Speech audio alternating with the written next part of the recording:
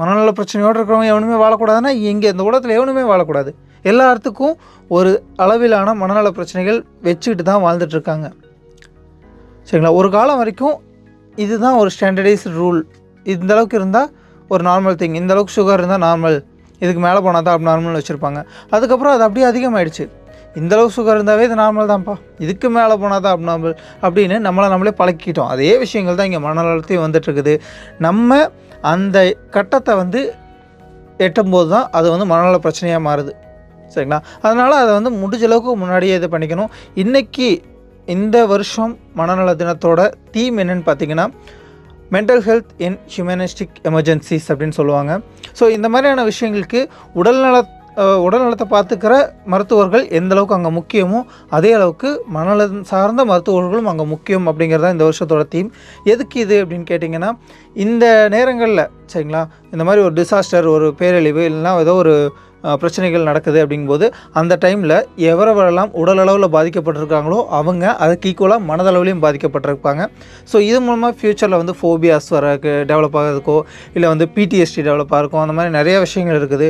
Even எங்களுக்கு தெரிஞ்ச ஒருத்தங்களே பார்த்திங்கன்னா ஒரு சில வருஷங்களுக்கு முன்னாடி வரைக்கும் நல்லா தான் இருந்தாங்க. அவங்க திடீர்னு ஒரு நாள் நாய் கிடச்சிருக்கு, 2-3 நாய்கள் சேர்ந்து அவங்கள கிடச்சிருக்கு. தென் அவங்க ட்ரீட்மெண்ட்லாம் போயிட்டு சரியாகி வந்துட்டாங்க, அது வேறு விஷயம். பட் இன்றைக்கும் அவங்க நாயை பார்த்தா பயந்துட்டுருக்காங்க. காரணம் என்ன? அந்த ட்ராமேட்டிக் ஈவெண்ட்டில் நடந்த ஒரு பயம் ஒரு ஃபோபியாவாக க்ரியேட் ஆகிடுச்சு. ஸோ ஃபோபியா, பிடிஎஸ்டி இந்த மாதிரி நிறையா விஷயங்கள், நிறையா வியாதிகள் இது மூலமாக டெவலப் ஆகி ரொம்ப கண்டிஷன் முற்றி போனதுக்கப்புறம் நம்ம கூப்பிட்டு காட்டுறதை விட early interventions is always better அப்படின்னு நம்ம சொல்கிறது மாதிரி முன்னாடியே நம்ம அதை ஸ்டார்ட் பண்ணுறது ரொம்ப ரொம்ப நல்லது. ஸோ மனநலத்தை காக்கிறதுக்கு நானும் நீங்களோ நினச்சா முடியாது, நாம் நினைக்கணும். எல்லாமே ஒன்று சேரும்போது தான். ஒரு கைகள் ஓசை எழுப்பாது, இரு கைகள் சேரும்போது தான் ஓசை எழுப்போம். நம்ம அந்த இரு கைகள் சேரும்போது ஓசை எழுப்பும்னு சொன்னோம்னா, இப்போ நம்ம முன்னாடி யாராவது இப்படி கை தட்டுறாங்கன்னா நம்ம சிரிப்போமா? மாட்டோம். ஆனால் இதுவே தொட்டில் குழந்தையாக இருக்கும்போது இப்படி கை தட்டும் போது நம்ம சிரித்தோம். சரிங்களா? அப்போ வாழ்க்கையில் ஒவ்வொரு விஷயத்தையும் சந்தோஷமாக பார்த்த முகங்கள் இன்றைக்கி சந்தோஷமான விஷயத்தை கூட சந்தோஷமாக பார்க்க முடியலை. சிலரெல்லாம் நம்ம பார்ப்போம், பார்த்தா உங்களுக்கெல்லாம் சிரிக்கவே தெரியாதா அப்படிங்கிற மாதிரி கேட்கும். ஒரு ஃபார்மாலிட்டி கூட சிரிக்க மாட்டாங்க. சரிங்களா? அந்த மாதிரியான இறுக்கமான சூழ்நிலைகளில் நீங்கள் இருப்பவராக இருந்தீங்கன்னா இன்றைக்கே அந்த விஷயத்தை மாற்ற ஆரம்பிங்க.